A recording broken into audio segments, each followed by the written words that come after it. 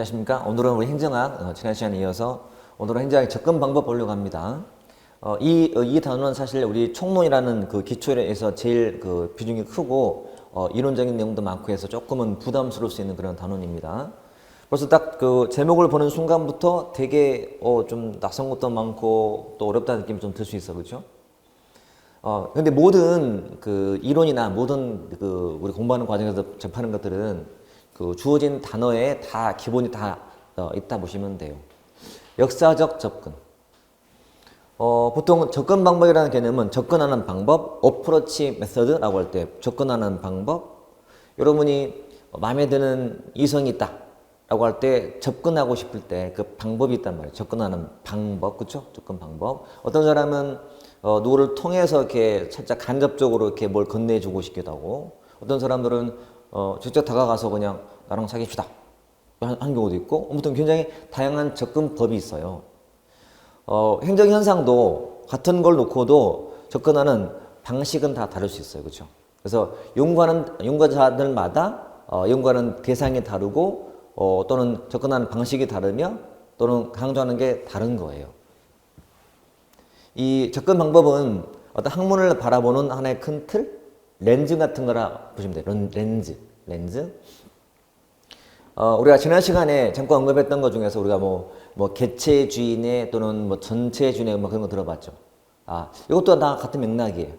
똑같은 현상인데 불구하고 어떤 사람은 멀리서 보는 사람이 있고, 누구는 가까이 보기도 하고, 어떤 사람은 인간을 보기도 하고, 어떤 사람들은 뭐 구조를 보기도 하고, 참 다양한 접근법인 거죠. 이게 다 그런 맥락이라 보시면 돼요.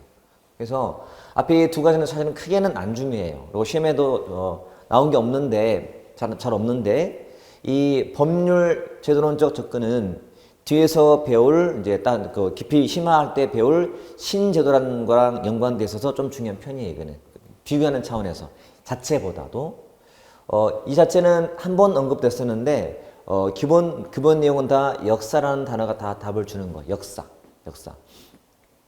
우리가 지금 하고 있는 이 기초 강의는 제가 다시 강조하지만 어떤 특정 이론에 대해서 막 깊이 파고 당장 시험에 적중시키는 그런 강의라기보다는 우리가 하는 것들이 다 바탕이 되고 밑거름이 되어서 우리가 공부할 때 큰 도약할 수 있는 디딤돌이 될 거예요. 그리고 물론 지금 하는 내용들이 시험에도 직결되는 것도 되게 많아요. 그리고 사실 우리가 지금 시간상 이 제한된 강의를 하기 때문에 다 못할 뿐이지, 제가 지금 하는 언급들은요 정말 다 중요한 것들이에요. 정말 핵심 중에 핵심이다 보시면 돼요. 제가 지금 서울에 대한 설명을 누구한테 하려고 해요.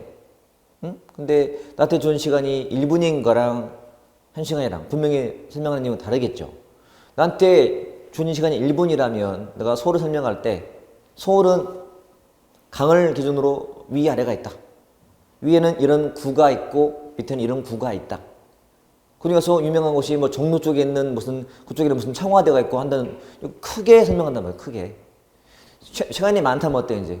뭐 강남구에 무슨 동이 있는데 무슨 동에 무슨 분유점이 몇 개 있는데 자세히 들어갈 거 아니에요. 그러다 보니까 가장 중요한 큰 그림 또는 서울을 설명해서 필요한 몇 가지 중요한 건물들을 설명한단 말이에요. 근데 그건 정말 중요한 거예요. 그러니까 깊이 있게 시간이 많이 있어서 깊이 있게 하더라도 다 꼭 필요한 내용인데 먼저 언급하는 거죠. 나중에는 시간이 많이 있다면 이제 자세히 또 들어가겠지만, 그래서 정말 제가 지금 설명드리는 것들은 하나도 버릴 게 없다는 거 꼭 명심하시고, 그리고 제가 어제 이제 어떤 수업 하나 중강했었는데 그 학생이 하는 말이 뭐냐면, 제가 그 시간도 사실은 그렇게 많은 시수가 있는 그 수업은 아니었어요. 그러니까 2주간, 이 2달간 32시간으로 끝내는 종합반 수업이었단 말이죠. 그러니까 우리보다 조금 더 윗단계예요. 그 32시간 한 수업이지만 학생이 하는 말이, 선생님 이 수업을 듣고 문제를 풀었더니 웬만큼 다 풀려요 그러는 거예요. 당연하지. 그리고 수업 되는 게 다 쏟아지는 거예요.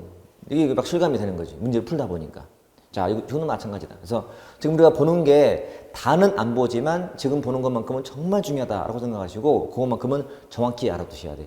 반복하세요. 늘 강조하지만 지금 한 것들을 반복해 놓으면 나중에 진짜로 깊이 공부할 때는 정말 도움이 될 거예요. 그때 정말 고맙다는 말을 꼭 할 거예요. 꼭 그런 느낌이 들면 나중에 꼭 글 남기세요. 정말 그때 그 수업 정말 큰 바탕이 되었다.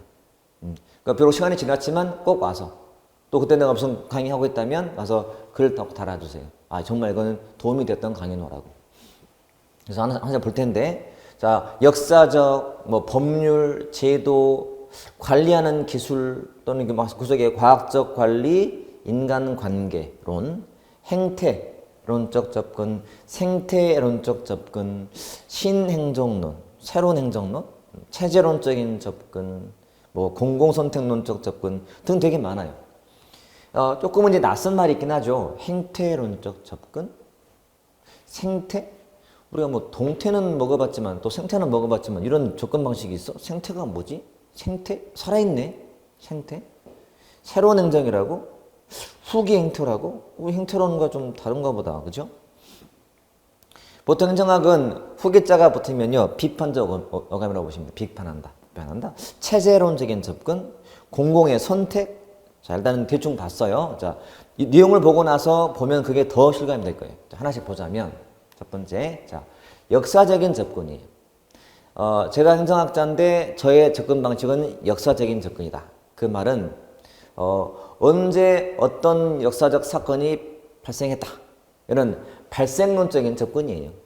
자, 어떤 사건들의 발생 순서를 이렇게 기술하는 방법이죠. 우리 역사라는 과목이 있잖아. 역사는 뭐 어느 년도에 무슨 사건 터지고 무슨 몇 년도에 어떤 왕이 뭘 도입했고 이걸 그냥 기술하는 거잖아요. 우리 역사책을 보면 뒤쪽에 연표라는 게 연표. 그게 연대기죠. 연대 순으로 써보는 거니까 연대계적 소술. 뭐가 발생했다는 식이에요. 그러니까 연대계적인 접근이고 그다음에 뭐가 발생했다는 차원에서 이런 말을 써야 돼요. 발생론적 접근 써요. 발생론적인 접근. 추가한다면 언제 어떤 사건이 발생했다는 것을 시대선으로 써보는 거예요. 그래서 일종의 사례 연구가 돼요. 사례 연구. 언제 어느 사건 사례에 생겼다. 이런 식이죠. 그러니까 시험에 나오면 이렇게 나왔던 거예요. 이거를 박스에 묶어놓고 다음 중 아래에 해당하는 접근 방법은 물어본 거예요. 답은 역사적 접근이 답이었던 거고 이렇게 뻔하잖아요. 역사니까요. 이게 더 이상 할 거 없죠 이제. 이게 다예요. 그러니까 그동안 그 수십 년간의 문제 중에서 유일하게 하나 있는 것이 이게 다거든. 할 게 없어. 두 번째는 자 법률적 제도적인 접근이야. 법, 제도. 사실 법과 제도가 거의 같은 동요나 마찬가지예요. 우리가 무슨 뭐 뉴스를 보든지 뭐 하다 보면 뭐 제도적 장치가 부족하다 그런 말 하잖아요. 그러니까 다른 말로 법적인 장치가 부족하다 똑같은 말이에요. 그러니까 뭔가 법에 의해서 준비된 게 없는 거예요. 정부가 하는 모든 건 다 법에 근거를 해야 되잖아. 법률 유보기 때문에. 그러다 보니까 정부가 특정한 사업을 하려고 해도 법적인 근거를 가지고 해야 되거든. 그러니까 국회가 뭐 안 해서 못 하는 거야, 정부는. 그런 법적인 접근. 이것은 첫 번째는 뭐냐면 그 법이나 제도가 어떤 역할을 하는가 또는 뭐 기능은 뭔가를 이렇게 기술해보는 방식이야. 또는 자 헌법에 나와 있는 또는 법에 나와 있는 어떤 조직이면 조직이라든지 기구의 역할을 이렇게 기술해보는 방법. 디스크립션. 자, 헌법상, 헌법상 거기에 국회는 이런 거 하고 있다.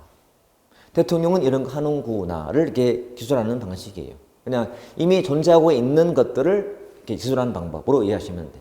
이게 법적이고 법과 제도 같은 말 이렇게 보시면 돼. 그래서 뭐 어떤 제도의 발생 동기, 과정, 성과 등에 대해서 연구하는 방법.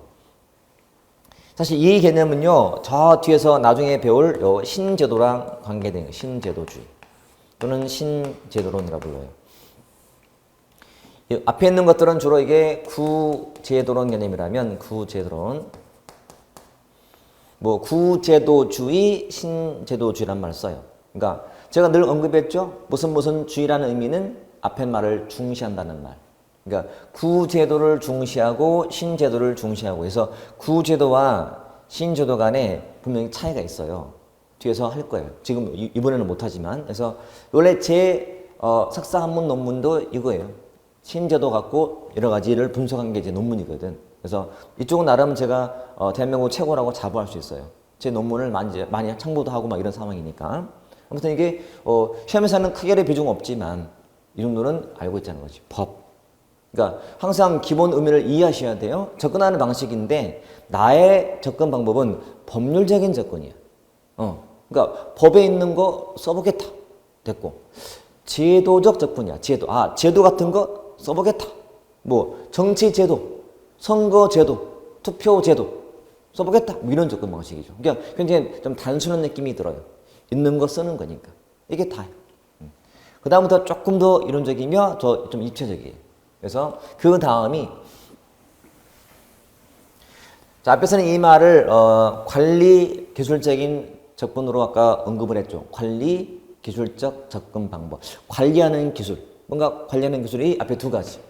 과학적 관리론, 인간관계론이에요.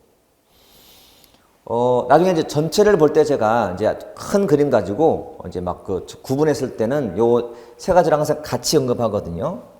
정말 단순한데 앞에 따서 과인행 해놓으면 과인행. 제가 이 세 가지를 강조할 때 쓰는 말은 뭐냐면 다 폐쇄 체제다. 이 말씀, 폐쇄 체제.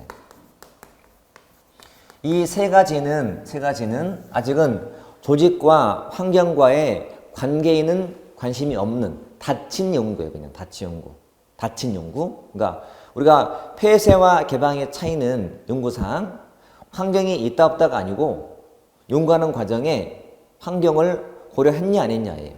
그러니까 관심이 안에만 있는 게 폐쇄. 연구의 관심이 조직과 환경 관계를 따지면 그게 개방체제라고 보시면 돼서 요 세 가지는 대표적인 폐쇄체제 이론이에요. 그러니까 한계를 언급할 때 항상 나와요.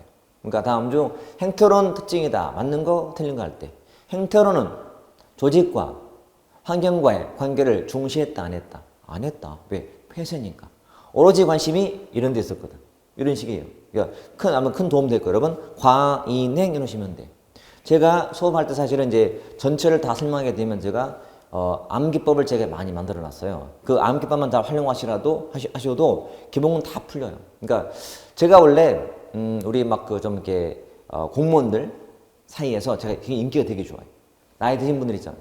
제가 서울시 인재개발원이라든지 또는 뭐 경기도 인재개발원 같은 거 아니면 뭐 승진 이런 제가 전직 이런 시험 출제도 해보고 아니면 강의도 해봤는데 되게 좋아하셔요. 그 이유가 뭐가? 공부하는 걸 많이 들어주거든. 왜냐면 암기시키니까 제가. 그러니까 암기법도 되게 팍팍 박혀요. 박혀. 이것도 그 중에 하나. 이거 제가 만든 이유도 바로 그거예요, 사실은. 제가 또 도모해야 돼요. 이 좀 나이도 드시고 아니면 근무하면서 공부하다 보니까 혼자 하기 되게 버거운 거예요. 근데 이거를 막 억지로 암기하고 있는 거예요. 사실은 그렇게 암기표까지 없는데. 그래서 어떻게 하다가 제가 이거를 암기법을 만든 거예요. 단순하지만 앞에 땄어요. 그래서 드라마 보세요. 과인행, 생체, 비발, 신현비 등 하거든. 10가지. 이렇게 강의한 지가 벌써 한 2007년부터 내가 뭐 국가직 공무원 대상 강의 왔으니까 보면 거의 10년 됐잖아요. 근데 이게 요즘에 와서 우리 공무원 시험에 반영되고 있는 거예요. 그러니까 문제가 내용을 주고서 이 내용을 시대순으로 한번 비교하시오. 이런 문제가 작년과 올해 나오더라고. 이제 드디어 나온 거예요. 그러니까 뭐 내용만 해놓으면 우리는 순서는 다 이미 돼 있거든. 지금처럼 과인행, 생체, 비발, 신현비라고 제가 10가지를 제가 막 주입시키거든요. 되게 편해요. 그러면 이 접근 방법의 거의 반 이상이 다 끝난 거예요. 순서 자체가. 이게 시대순으로 돼 있기 때문에. 자, 이것도 그래서 일단은 시대순이다. 시대순.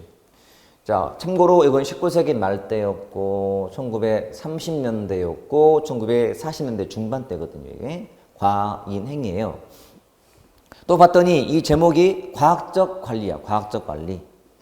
뭔가 관리는 관리인데 과학적인 관리래요. 과학적은 직관적인 건 아니죠. 과학은 뭔가 계산하는 거예요. 계량화시키고. 자, 이때 등장하는 중요한 인물이 있어요. 테일러예요. 테일러가 했던 연구 제목이 시간 동작 연구라고 불러요. 시간 동작 연구. 자, 이 당시에 그 전체적인 분위기는 뭐냐면 산업혁명이 일어나서 산업혁명이. 그래서 대기업이 출현하게 되고 그 대기업이 시장을 독점해 가요. 그러니까 남아있는 기업들도 살아남으려면은 독점 안 되고 이제 게임이 살아남기 위해서는 관리가 필요한 거죠. 최대의 효율성을 추구해야 될 상황이 된 거예요. 그 당시에 텔레그에서 개발한 연구가 이거 시간과 동작을 연구해요. 타임 앤 모션 스터디라고 불러요. 그럼 시간 연구가 뭘까? 시간 연구. 타임 스터디. 어떤 물건을 만드는데 최고로 빨리 만들면 몇 시간 걸릴까? 시간 테스트. 어떤 동작이 효율적일까? 동작 연구. 자, 쉽게 말하면 삽질하더라도 삽질을 왼손을 아래에 두는 게 좋을지 아니면 오른손이 좋을지 동작. 10번 뜨고 쉬는 게 좋을지 3번 뜨는 게 좋을지 동작 연구. 시간 연구해보고 동작 연구해서 뭔가 효율성을 극대화할 수 있는 걸 찾고자 하는 거예요. 그래야 살아남았기 때문에. 이 테일러예요. 중요한 제목이 여러분, 이건 암기사항이에요. 제가 이제 암기사항을 웬만하면 말 안 하는데 이건 암기사항이에요. 그러니까 과학적 관련은 그러면 대표가 테일러의 시간 동작 연구거든요. 이건 매칭이 딱 돼야 돼. 매칭 딱 이렇게 무조건. 그래놓고 지금 봤잖아요. 시간을 연구한다고? 시간 테스트. 그다음에 동작을 연구해요. 동작 연구해서 생산력을 극대화해보자 이런 연구였단 말이죠. 이 당시에 인간이 어떤 인간이냐면 자 합리적 경제인이라고 불러요. 합리적 경제인관. 그리고 이때 추구하는 가치는 효율성인데 그것도 기계적 효율성이었어요. 앞에 배웠죠 우리. 자 능률 또는 효율 같은 말인데 기계적인 능률은 뭐냐면 양적인 능률이에요.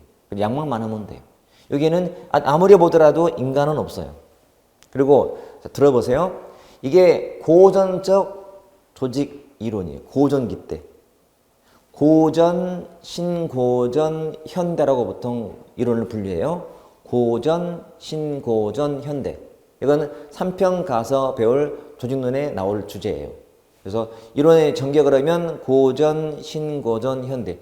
지금 제가 몇 번 반복 중이죠? 자꾸 반복하셔야 돼요. 그러면 이게 고전기적이에요. 그러니까 쉽게 말하면 옛날이에요, 옛날. 옛날 사람들은 뭘 좋아했다? 돈 좋아했다. 자, 합리적이란 말은 곧 이성에 맞는 거고, 이성이라는 것은 계산적인 거예요, 계산. 경제인 굉장히 계산적인 거예요. 같은 말로 보시면 돼요. 합리적 인간이라고 돼요. 합리적 인간, 계산적 인간. 그러니까 이때 인간들은 힘은 들어도 돈 주면 되는 거예요. 돈 주면 다 풀려. 우리 옛날 시절에 막 우리 중동에 그 힘들 때 막 저 일하러 가. 건설 현장에 가. 돈 벌기 위해서 가. 힘들고 위험하기도 하지만 돈 벌러 가. 돈이 그때는 최고의 가치였기 때문에. 지금은 좀 달라요. 현재는 돈보다도 뭐 안전, 뭐 삶의 질, 복지를 따지지 돈은 그 다음이. 그렇죠? 좀 덜 벌어도 좀 편하면 좋겠어요. 좀 덜 벌어도 좀 직장 환경이 좋으면 좋겠어요. 이거거든요. 좀 바뀐 거예요. 옛날 사람들은 이랬다. 합리적 경쟁이었다. 이때는 양적인 능률을 추구했다. 그때 인간면은 없는 시대였다 보시면 이게 고전기 때고 과학적 관리 때의 내용이다. 앞으로 과학, 합리 거의 같은 맥락이에요. 과학, 합리, 기술혁명. 정리하면 합리주의, 과학주의, 기술주의라는 단어가 나오면 인간미는 없어요. 인간 소외야. 인간은 부품이에요. 최대한 쥐어짜기 위한 연구고 사실 이게 인간 착취용 연구야 이게. 시간을 연구하고 동작을 연구해서 최고의 효율성을 달성할 수 있는 걸 찾는 거예요. 그런 다음에 직원들한테 그걸 요구하는 거예요. 직원들끼리는 차이가 있잖아요. 하지만 차이에 불문하고 인류 직공이 할 정도 최고의 빨리 많이 만드는 사람, 최고의 동작을 하는 사람을 기준으로 삼아서 이렇게 해 라고 시키고 대신 돈 줄게 이거예요. 감이 오죠. 돈으로 사람 움직인다? 인간 취급 안 하는 거야. 그렇죠? 이게 과학적 관리론이라고 불러요. 이에 대한 반박으로 나온 것이 인간관계론. 벌써 뭐가 중요하다는 거예요? 인간관계가. 여러분 모든 이론의 내용은 그 안에 함축되어 있다. 제목에 인간관계가 중요하더라. 여러분이 공무원 돼서 들어갔다. 발령 갔는데 우리 내 고참과 선임자도 그렇고 과장도 그렇고 분위기 되게 좋은 거야. 인간관계가 참 좋은 거예요. 그러면 일할 맛이 나나? 사람의 감정이 중요한 거예요. 사람이. 돈 문제가 아니고. 너무 사람을 돈만 아는 걸로 보는 거 아닌가라고 비판하는 거예요.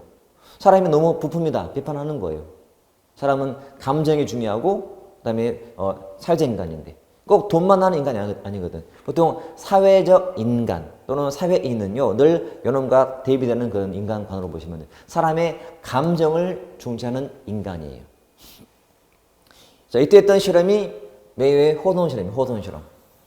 호동 공장을 연구한 건데, 호동 공장. 이 내용은 뒤에 정책론 가서 정책 평가 때 나오게 돼요. 그러니까 우리 행정학은 연결이 됐기 때문에 한 번 보는 것보다는 두 번 듣는 게 훨씬 좋다 했잖아요. 왜냐면 이걸 이제 만약에 들었던 분이 이거 떠들어. 그러면 알잖아. 아, 그게 그때 그거 했는데. 금방 알거든. 자, 일단 호동 실험은 어떤 거냐면 일단은 생산량을 좀 높이기 위해서 뭐가 필요한가를 연구하는 실험이었던 거예요. 처음에 조명을 좀 바꿔봐. 조명을 밝게 해봤을 때 과연 효과가 있는가 봤더니 조명은 큰 의미가 없는 거예요. 알았어. 아, 조명은 안 중요하구나. 두 번째 실험. 근무하다가 이제 쉴 때 간식을 줬어요. 간식을 줘도 별 의미가 없는 거예요. 아, 간식 안 중요하구나. 세 번째, 면접을 했더니, 그러니까 직원들 불러다가 면접을 한번 해본 거야. 면접이라는 게 어떤 걸까요? 상상해 보세요. 면접이란. 그 관리자가 직원들 데려다가 면접을 한다.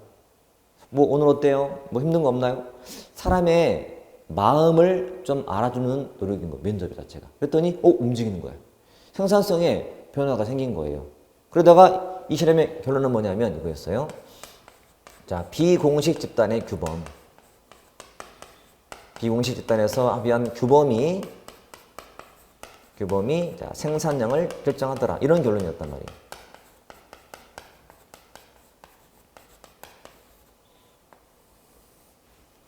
자, 조직 안에 있는 일종의 동호회 같은 거, 축구회, 등산회, 뭐 낚시회 이런 데서 합의한 규범이 나를 움직인다는 거야.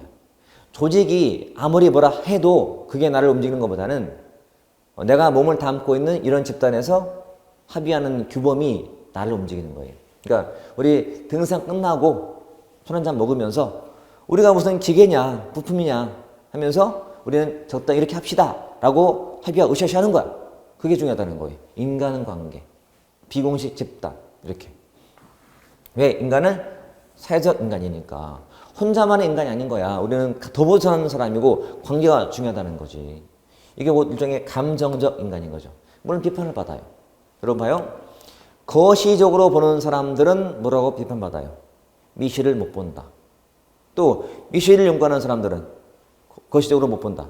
비판을 받아. 너무 돈만 안다고 비판했지만 너무 또 감정적이지 않는 비판을 받아요. 이렇게. 당연한 거죠. 앞을 보면 뒤가 안 보이는 것처럼 앞만 보니까 그런 거지. 그러니까 한쪽을 강조하게 되면 딴 쪽은 강조 못하게 돼 있단 말이에요. 이때는 추구하는 가치가 사회적 능률이었다. 또는 효율성이었다. 뭔가 인간미가 있는 능률인 거죠. 인간을 고려하는 능률로 보시면 돼요. 이게 사회적 효율성이니까. 자, 과학적 관계론과 인간관계론은 늘 시험에서 비교로 나와요. 그러니까 시험에 나오면 둘을 일단 의심하시면 돼. 얘를 물어봤다면 얘 아닌가? 의심하시면 돼. 이렇게 해서 정리하시면 돼.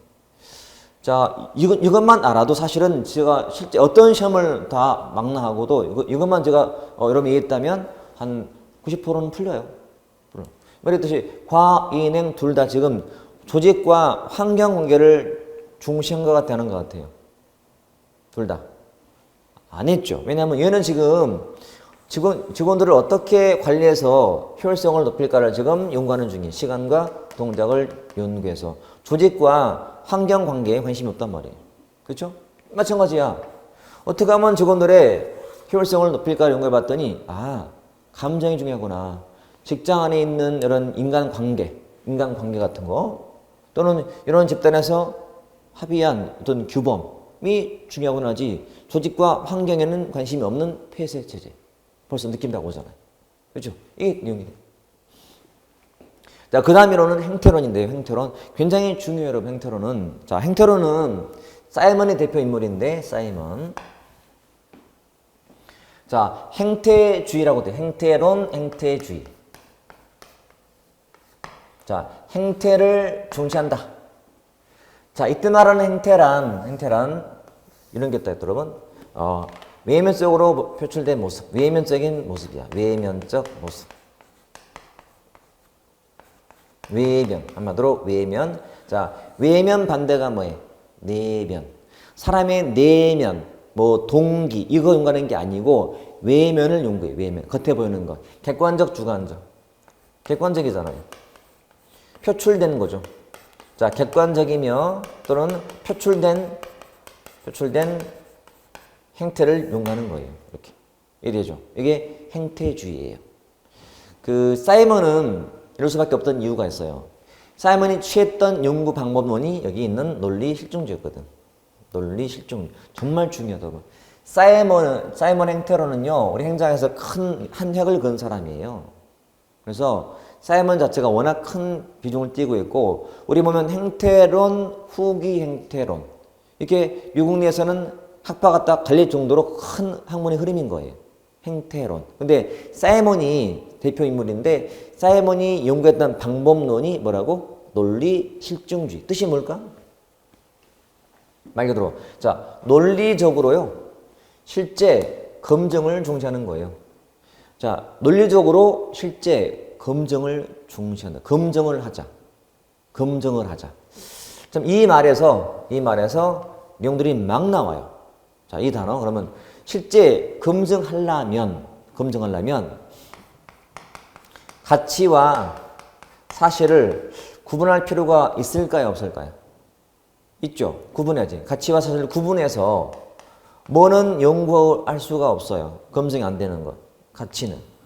가치는 연구 대상에서 제외시켜요. 왜? 검증이 안 되는 분야이기 때문에. 검증을 해야 되는 거니까 지금. 실제 검증해야 되기 때문에. 되죠?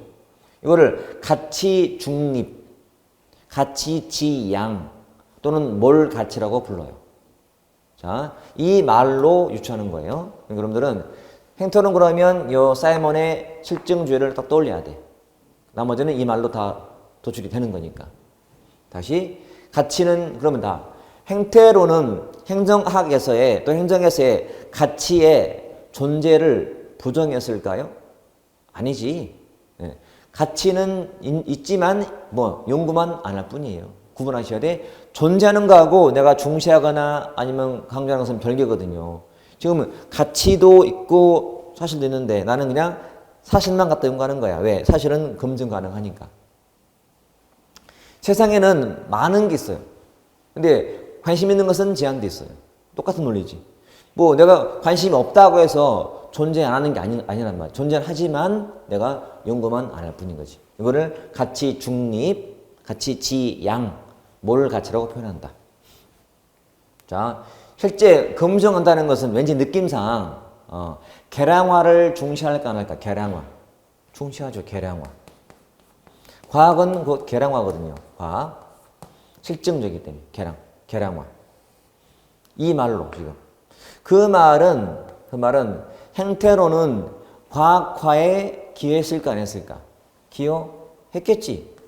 여러분 과학 자체가 검증하는 법칙이거든요. 법칙. 그래서 과학화에 기여했다는 말이 따라 나오게 돼 있어요. 이렇게. 이런 식으로. 실증이고 계량화고 이렇게. 됐죠? 지금 저는 다른 거 없이요. 지금 이 말로만 보고 있어요. 이 말로만. 또, 자, 행태론은 연구의 대상이 또는 범위가 넓을까요? 좁을까요? 좁겠죠. 왜? 있는 것만 연구하니까요. 이게 한계에 나와요. 한계. 또 실제 현실에서는 가치를 배제하는 연구가 제재를 받을까요? 비판을 받아요. 그러니까 얘들은 지금 관심이 오로지 실제 검증이에요. 그러니까 검증할 수 있는 것만 관심 있는 거야. 관심이 없는 것은 가치 쪽이야. 검증이 안 되기 때문에. 관심 없어? 이거. 그러니까 비판하는 거지. 너무 좁지 않냐 연구가. 그리고 현실에서 가치를 배제하는 것은 문제가 있지 않냐는 비판을 당연히 받아요. 당연한 거죠. 이게 행태론이에요. 자, 이것도 봐요. 사람의 외면은 검증이 되잖아요. 왜? 있는 모습 그대로이기 때문에. 사실이기 때문에. 근데 이 사람의 내면, 의도, 어떻게 검증해요? 그렇죠? 당연한 얘기인가? 당연히 이거. 그러니까 검증하기 위해서 불가피하게 겉에 보이는 것만 연구하는 거. 이게 실증주의. 논리 실증주의. 이렇게. 사이먼. 자, 우리 사이먼이라는 사람은 중요하다고 제가 언급한 적이 있던가 앞에서? 사이먼? 그래서 사이먼이 워낙 중요하다 보니까 누구든지 출제하는 사람들은 머릿속에 있는 사람이야. 행태론과 사이먼. 그만큼 꼭 극복하셔야 돼. 이제 더 나가면 여러분 행태라는 거는 한마디로 인간의 외면적인 행동 양태야.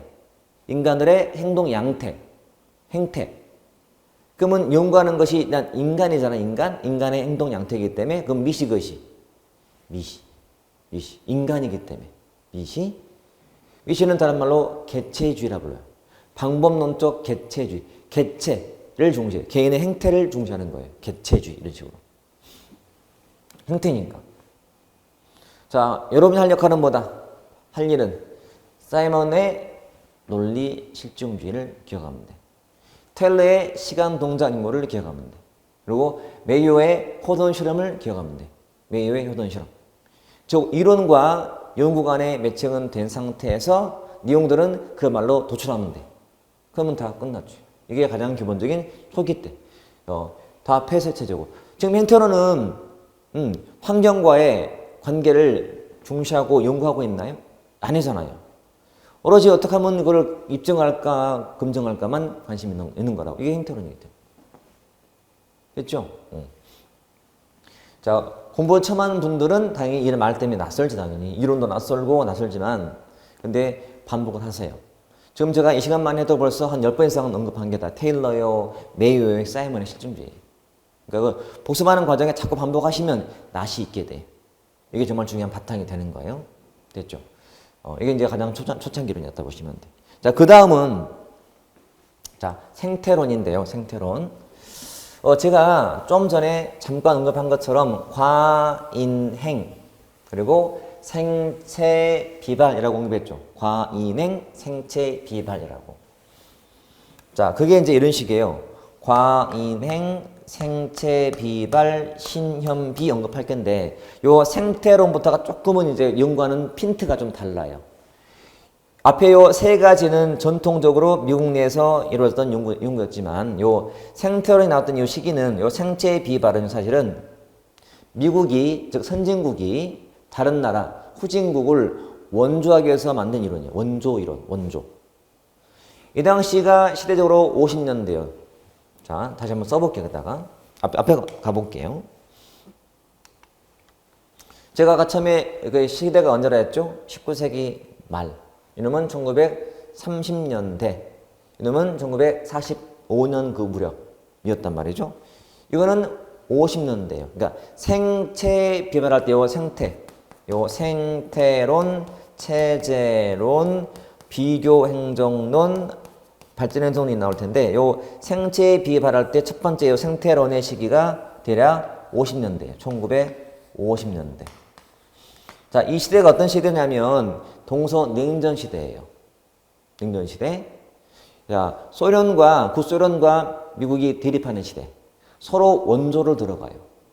원조를 하는데 미국에 원조를 받으면 자본주의.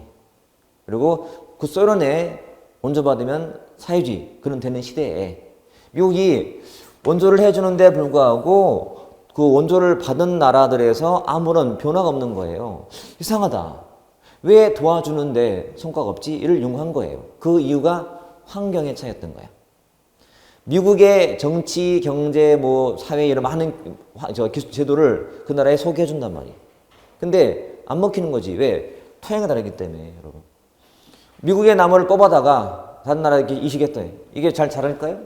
안 자라죠. 땅이 다른데. 그런 맥락이지. 그러니까 환경의 의미를 더 강조하게 되는 거죠. 환경을 고려한 개방체제 이론이 생태론. 그러니까 행정과 환경 관계를 당연히 강조할 수밖에 없는 거지. 그 배경 알겠죠? 배경. 응?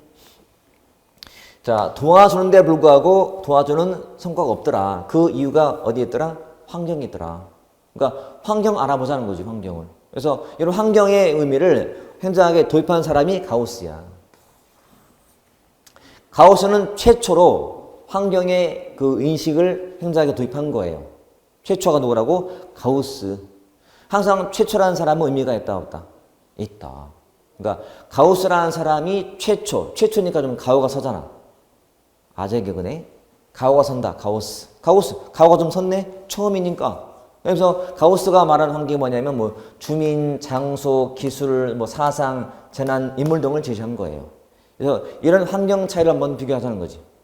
도와주는 나라인 미국과 돈 받는 후진국의 환경을 비교하는 차원에서 제시한 환경, 요소. 자, 리그스 마찬가지. 리그스도 환경을 제시한 거야. 그게 뭐 정치, 경제, 뭐 기술, 뭐 소통 뭐가 다른가를 제시한 거죠. 둘 다 해서 나름 의미가 있지만 더 중요한 것은 가우스다. 왜? 처음이니까. 처음 가우가 썼어. 가우스. 자, 단순하지만 그건 암기 사항이에요. 지금은 암기가 중요한 시기는 아니에요. 그러니까 제가 암기해라고 강조하는 것들은 지금일지라도 강조하는 것들은 꼭 필요한 사람들이고 이거는 그렇게 환경 자체가 중요한 건 아니에요. 가우스라는 사람은 중요해요. 근데 아직은 환경 자체를 암기할 필요는 없는 시대 지금은. 없는 시기야 지금은. 가우스. 즉 나중에는 암기 시킬 거예요. 가우스가 말한 7개, 여기서 말한 5개를 암기 시킬 건데 지금은 학자만 기억하자. 가우스. 자, 행정과 환경 관계를 중시한 건 공헌한 점이야. 잘했어. 문제는 뭐냐면 행정이 종속 변수가 돼. 종속 변수. 자, 변수의 종류가 나올 텐데, 자, 여기다 독립 변수, 그다음이 종속 변수라는 게 있어요.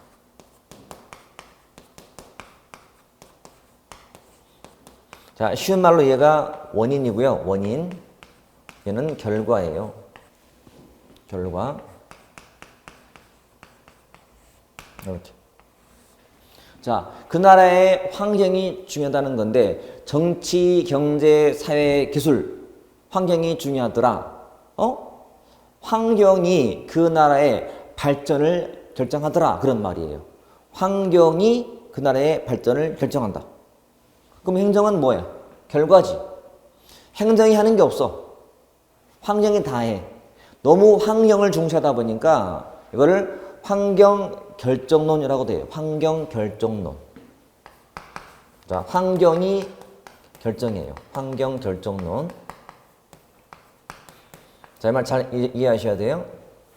자, 환경을 관심을 갖고 연구했어. 그 나라의 정치, 경제, 사회, 기술, 법 이런 환경이 중요한 건 알았어. 근데 환경이 결정한데 그 나라의 환경이 기술이 근데 먼저 받는 후진국들은 지금 정치, 경제, 기술이 별로 환경이 안 좋은데 그러면 모든 나라가 발전 과정에 행정의 역할이 중요하거든요. 우리도 성장기 때 박정희 시절 때 보면 행정 관료들이 막 주도했거든 정부가. 그러니까 원래는 발전 과정에 행정이 역할을 하게 됐단 말이에요. 근데 그걸 너무 무시하고 행정은 그냥 결과라는 거야. 환경이 독립변수인 원인이고 결국은 그 나라가 발전을 못한다는 거야. 발전이 비관적이야. 그 나라에 기술이 없거든 지금. 환경을 너무 강조한 거야. 환경만. 결국은 발전 못한다는 결론밖에 안 나오는 거지. 이게 이놈의 한계점인 거지. 자, 생태론. 뭔가 생태계처럼요. 환경 느낌이 딱 들어야 돼. 생태계. 환경을 고려한 최초의 개방체제 이론이 뭐다? 생태론.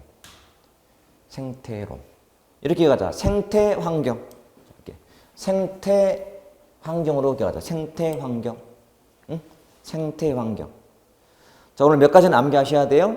그 중에서 생태환경 자연스럽도 생태계 파괴, 환경 파괴, 생태환경 눈에 확 들어오게. 최초의 개방체제 이론이.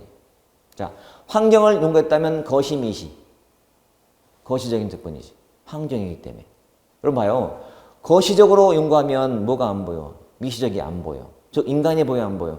안 보여. 당연한 결론이야. 자, 행정 또는 행정인의 역할을 과소평가하는 결론이.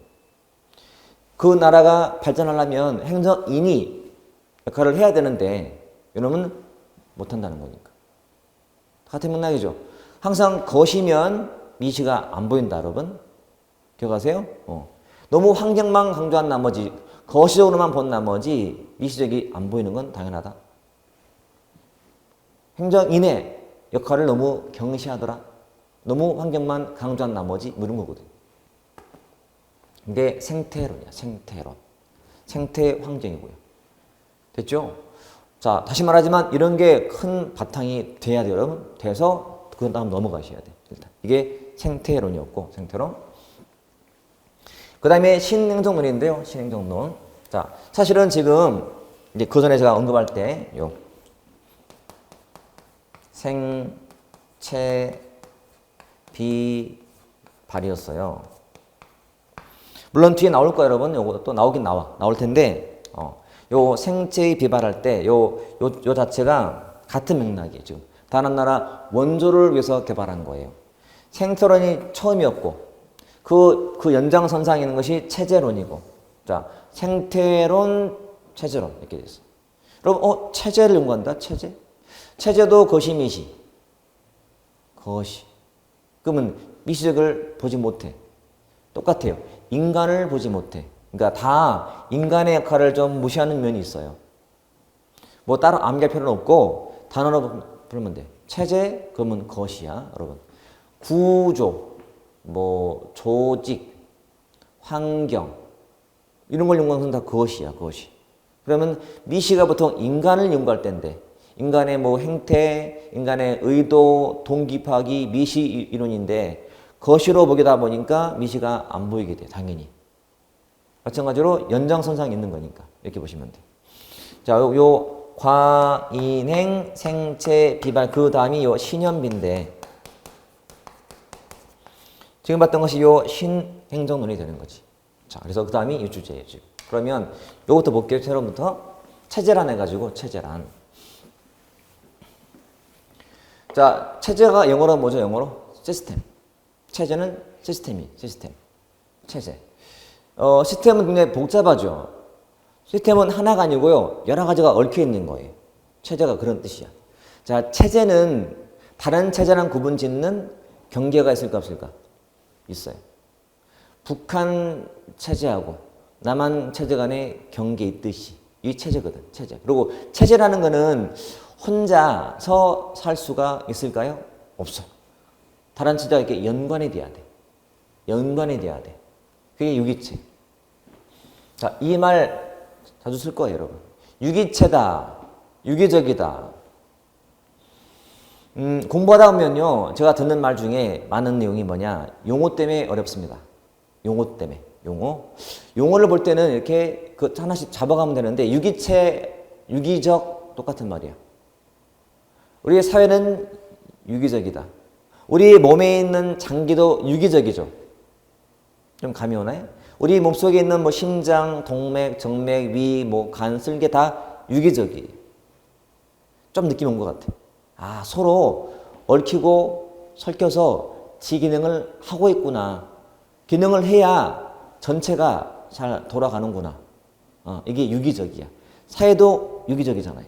사회도 뭐 범죄를 저지르는 사람이 있으면 이를 잡는 경찰과 심판하는 사람과 변호하는 사람도 있고, 뭐 쓰레기를 치우는 사람도 있고, 누구는 그냥 일반 회사원도 있고, 물건을 팔기도 하고, 농사를 지기도 하고, 다 이게 유기적인 곳이에요.